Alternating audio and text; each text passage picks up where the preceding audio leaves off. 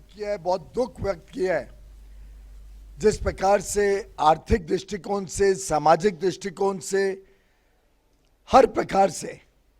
तेलंगाना के लोगों की तकलीफें बढ़ती जा रही हैं।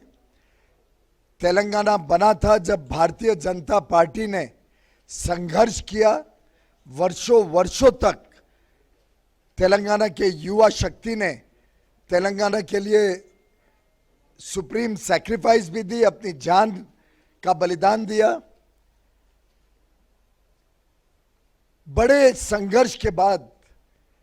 एक ऐसा राज्य जिसकी संभावनाएं अपार थी, जिसमें अच्छी सरकार इस प्रदेश को देश का नंबर 1 स्टेट बना सकती थी, इस उम्मीद, इस आकांक्षा, इस अपेक्षा के साथ हजारों लोगों ने, लाखों लोगों ने इस संघर्ष में भाग लिया।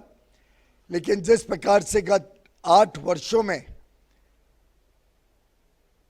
टीआरएस की सरकार ने लोगों की उम्मीदों को पूरी तरीके से ध्वस्त कर दिया, जिस प्रकार से भ्रष्टाचार का प्रतीक बन गई है आज तेलंगाना की सरकार, जिस प्रकार से यहाँ के एक परिवार ने, मुख्यमंत्री भी उस परिवार का, सीनियर मिनिस्टर भी उसी परिवार का, सरकार पूरी, बाकी मंत्रियों के लिए कोई काम नहीं, एक ही परिवार के व्यक्ति पूरी सरकार चलाएं, एक प्रकार से परिवारवाद का एक बहुत ही दुर्भाग्यपूर्ण उदाहरण के रूप में आज तेलंगाना उभरा है।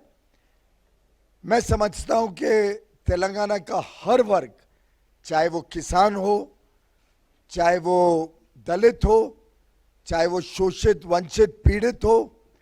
हर वर्ग, गरीब, मध्यम वर्ग, युवा, महिलाएं, सभी आज इस प्रदेश में दुखी हैं। सभी की उम्मीद थी कि 2014 में जब ये नया राज्य बना और इस राज्य को बनने में भारतीय जनता पार्टी के कार्यकर्ताओं का, भारतीय जनता पार्टी की पूरी ताकत लगी थी कि इस संघर्ष में उन सब की जो उम्मीदें थी उसको पूरी तरीके से नकार दिया गया। जब ये राज्य बना तब लोगों के 3 विषय प्रमुख थे: नीलू, निधुलू, नियामकुलू। पानी,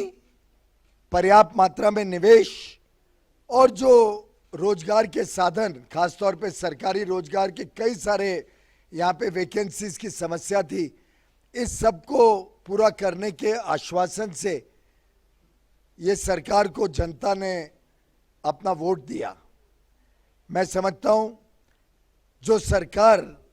इन वादों को लेके यहाँ पे चुनी गई थी, उस सरकार से आज पूरी तरीके से लोग दुखी हो गए। 8 वर्षों में केंद्र सरकार से भी बड़े पैमाने पे योजनाएं आई, पैसे आए, उसका दुरुपयोग हुआ। हर योजना में बड़े बड़े भ्रष्टाचार के कांड देखने को मिलते हैं। लोगों की भर्ती नहीं करी गई। जो शोषित, वंचित परिवार हैं, उनको जो केंद्र से भी सहायता मिलती है उसको लोगों तक पहुंचाने में सरकार ने बहुत दिलचस्पी नहीं दिखाई। स्वास्थ्य सेवाओं में, शिक्षा के क्षेत्र में, हर क्षेत्र में सरकार की जो रवैया है उससे आज मुझे लगता है पूरी तरीके से तेलंगाना में बहुत ज़्यादा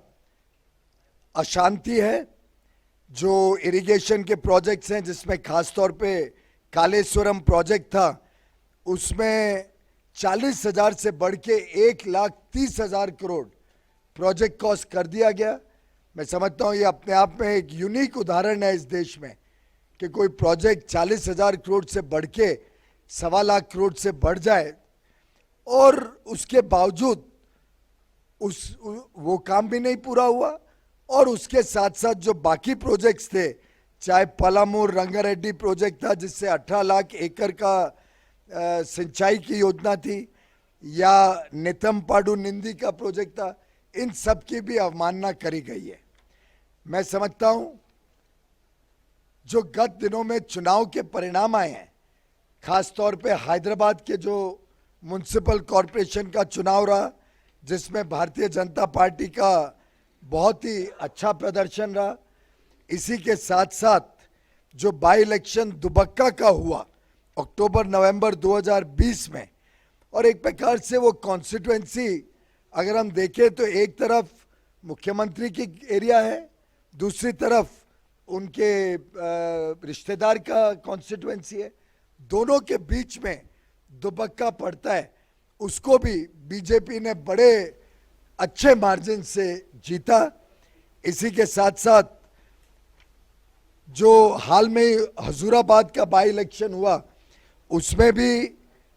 भारतीय जनता पार्टी का रिजल्ट बहुत अच्छा रहा, और अपेक्षा ना होते हुए भी सामान्य तौर पे मुझे लगता है मीडिया के मित्रों की भी अपेक्षा नहीं थी कि वो सीट भारतीय जनता पार्टी जीत सकती है।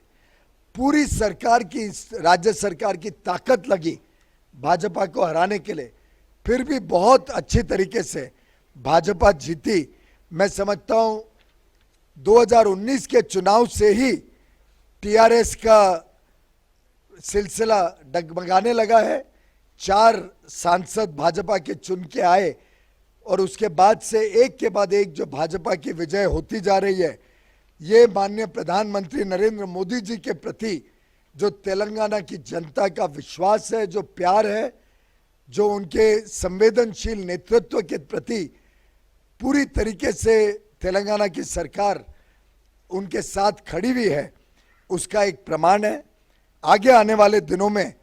स्पष्ट हो चुका है कि तेलंगाना में बदलाव के बादल आ रहे हैं, बदलाव